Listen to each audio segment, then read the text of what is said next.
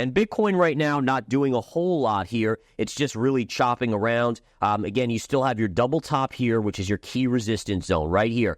These two lines continue to be resistance. There's a new line I put on, which is just my kind of guideline, meaning that if price breaks here. Bitcoin Zella stands out with its simplicity and clarity. We've crafted an experience that anyone can dive into, whether you're a crypto expert or just a new to the crypto world. Now guess who keeps his eye on us? The author of best-selling book Rich Dad Poor Dad, Robert Kiyosaki. And we want to take this opportunity and thank all the people who trusted us, and we read every comment. And the best part, it's free. Subscribing now means you will get all new information for free. Don't just follow the trends, stay ahead of them. Subscribe to Bitcoin Zella today and enjoy the new edge. In this video, Gareth Soloway dives into trading Bitcoin during a market rally and shares insights on the buzz around Trump coin. Let's catch his expert take and explore these exciting trends. Let's get into gold here.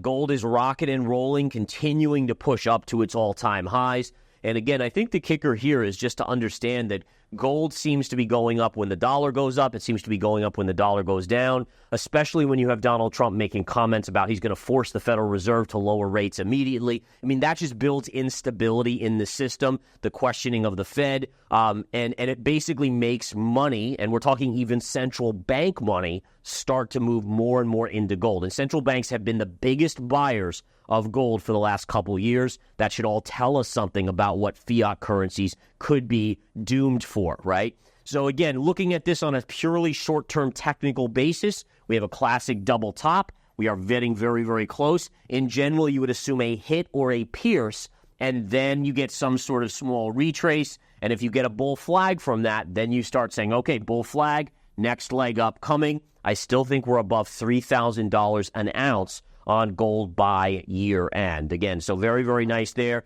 GDX, gold miners doing really well. All of these other players are doing well. Newmont Mining starting to catch a nice move up after getting beaten down for quite some time. And again, the miners, as gold goes up, they should do very, very well. Absolutely. All right, let's look at Bitcoin real quick here, guys, as we go through. Let's take a look at BTC, USD. And Bitcoin right now not doing a whole lot here. It's just really chopping around. Again, you still have your double top here, which is your key resistance zone right here. These two lines continue to be resistance. There's a new line I put on, which is just my kind of guideline, meaning that if price breaks here, it ups the probability that it's going to have a bigger drop. If it holds here, it's more of a neutral, right? It's between this line and this line. But again, watch. If we can get above this, we certainly should test up here. And then if we get below this, then you start your next leg towards that 92,000. But really, again, since essentially a week ago, Bitcoin has almost done nothing. It's been pretty volatile. But when all is said and done, it's a whole lot of sideways chop. Bitcoin's bull market might face its next major test as key on-chain indicators flash potential warning signs of a cycle top. Despite soaring price predictions that envision BTC reaching $150,000 or more in the coming years, some data suggests caution. CryptoQuant's index of Bitcoin cycle indicators, a tool composed of 7 metrics, including the pool multiple, spent output profit ratio, and net unrealized profit/loss, signals that Bitcoin may be nearing the distribution region. This is often a precursor to a market correction.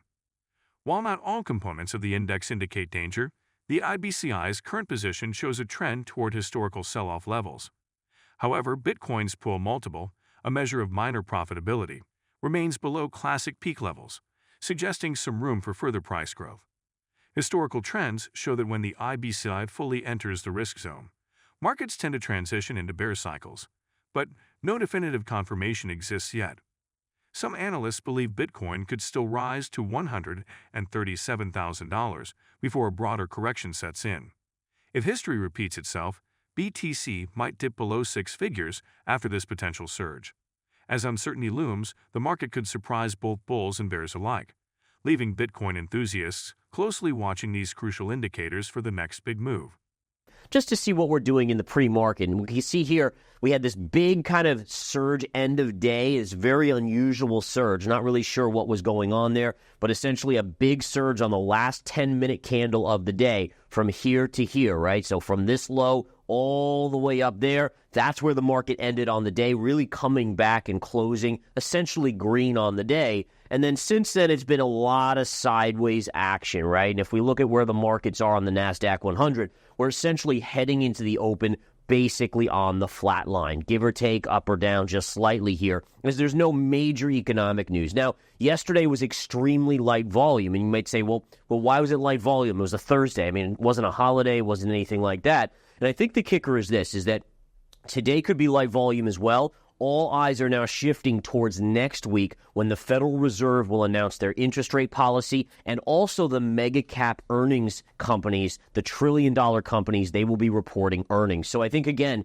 you're kind of getting a lot of money to just, the big money is just kind of sitting back, while the smaller retail investors continue to push money into the market, into risk assets. All right, so that's what we have right now going on pre-market with the overall markets. This is the NASDAQ 100 chart here, and I'm drawing your attention to a trend line here that we are coming up into. So keep an eye on this line here, right through these low pivots on the NASDAQ 100. Right through here, we finally, look how we came into it. We tried to break, it bounced, it then broke, retraced to the line, which then got rejected, retraced here. The question is, does it get rejected again? You can also see the double top looming large right here, and the S&P is right there as well, right at its all-time high double top. And again, the S&P actually closed above. The question is, does it confirm? And remember, the confirmation signal, to me, that's the kicker. That's the one that tells me it's not a fake out by the big money, that they're not going to slam it down, but it actually could create a move to the upside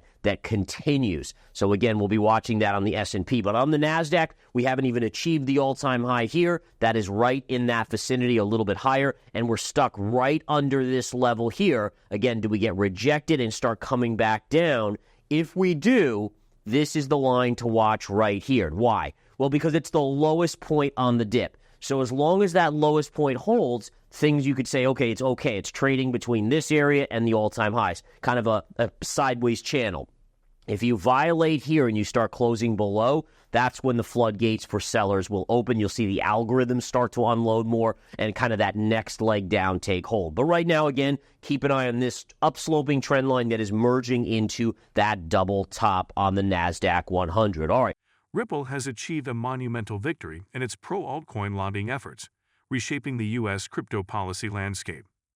Through persistent advocacy, Ripple succeeded in removing the word Bitcoin from all executive orders signed by Donald Trump, effectively shutting down two proposals to establish a national Bitcoin reserve.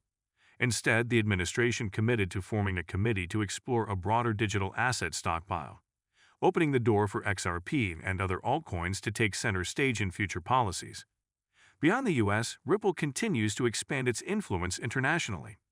Its XRP technology is being tested in central bank digital currency pilots and stablecoin projects with foreign governments.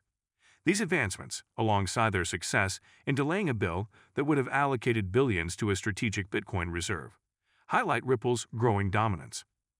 With its billionaire founders Chris Larsen, Jed McCaleb, and Brad Garlinghouse leading the charge, Ripple's victories signal a shifting balance in the crypto world, favoring altcoins. If you've been with us so far, a big thank you. Don't forget to subscribe for free to Bitcoin Zella for your daily news. The link is waiting below. That's all for today's crypto news. Stick around for more updates, insights, and analysis on cryptocurrencies. Share your thoughts in the comments, like this video, and subscribe for more exciting content.